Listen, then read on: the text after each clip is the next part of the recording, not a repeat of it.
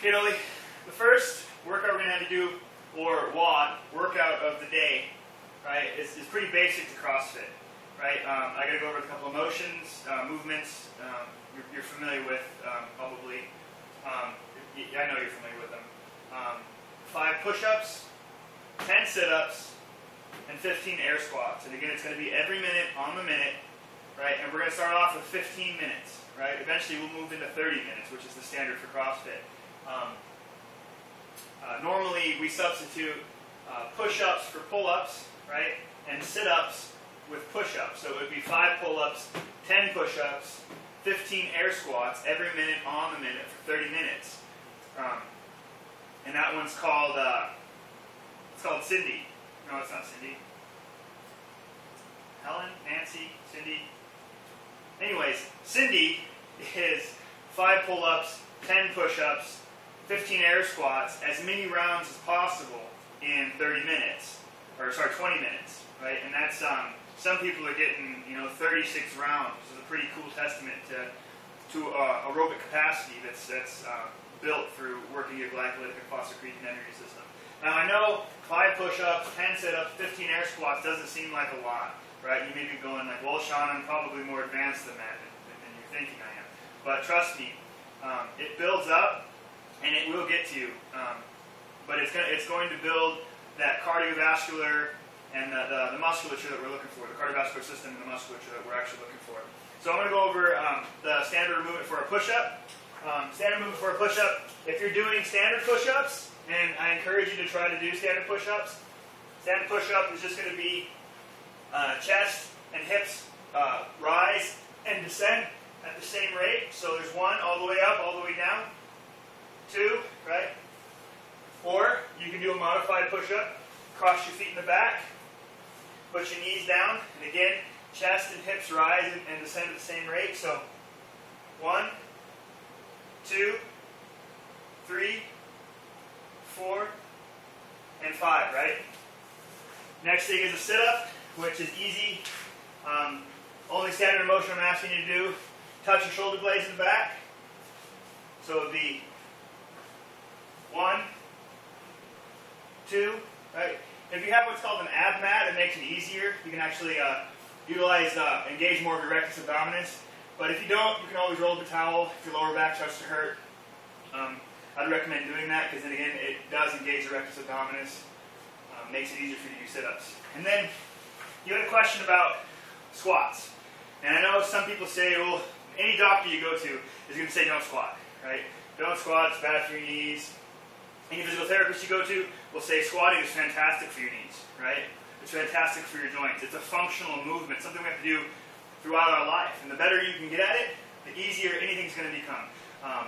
Snowboarding, skiing, running, walking, jumping, sitting, standing, anything is a functional movement because we use that triple flexion of both the knee, the ankle, and the hips, right?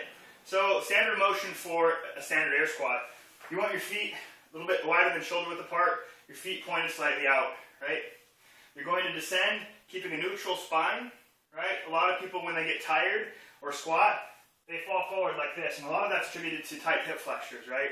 But you never want to surrender what's called the lumbar curve, and that's a natural S motion, or natural S shape you have of your back.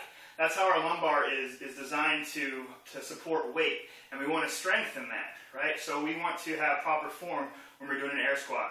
And a great way to maintain that lumbar curve when you are doing a squat, put your arms out in front of you and just squat, right? When you put your arms out in front of you, it engages that rectus abdominis and helps you keep that lumbar curve, right? So again, our standard motion for an air squat, you want to have your feet shoulder width apart, a little bit wider than shoulder width apart. You want your weight on your heels. You always want to squat through our heels, right? You're going to use this later in a motion called the thruster. So you want to squat through your heels. You want your hips to be at or below your knee. The hips is your hip crease, right? So it's going to be at or below your knee, right? And there's what's called the marble test. If you put a marble on your quad, right, and it rolls backward, you got a good squat. Right? Now, if you start doing squats and you get fatigued and you stop doing proper depth, which is it's what a lot of people start doing, right? Don't be so concerned with it. will build up that mobility. Because again, new range is weak range, right? So if you're normally squatting right here, and I ask you to squat down here, you're probably not going to be very good at it, right? And your muscles aren't going to be very conditioned for that. Not only that, but your ligaments and joints aren't going to be conditioned to that. But you will build up the strength over time. So again, you want the weight in your heels, your feet a little bit wider than shoulders apart, your feet pointed slightly out so that when you do squat, your knees are going over your toes, right? You want your head neutral.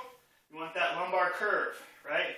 So it's 1, 2, 3, 4, 5, right? And we'll do that for 15 repetitions, right? So here's what one round of what I'm asking you to do will look like, right? And again, I'm going to do it a little slower, but what you want to do is do it as fast as possible so you can get some more rest, right? So in respect to what we do at CrossFit, we start everything with 3, 2, 1, go.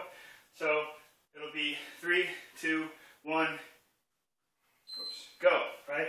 So 1, 2, 3, 4, 5. I'll switch over to do sit-ups.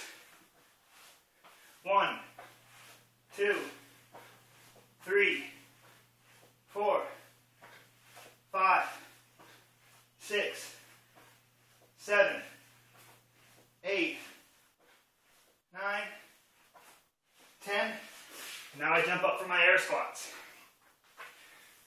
1, 2, 3, 4, 5, 6, 7, 8, 9, 10, 11, 12, 13, 14, and 15.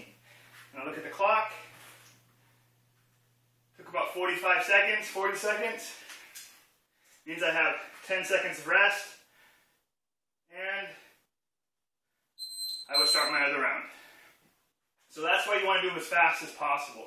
And that's where you're going to see you build up your cardiovascular endurance pretty quickly doing this workout.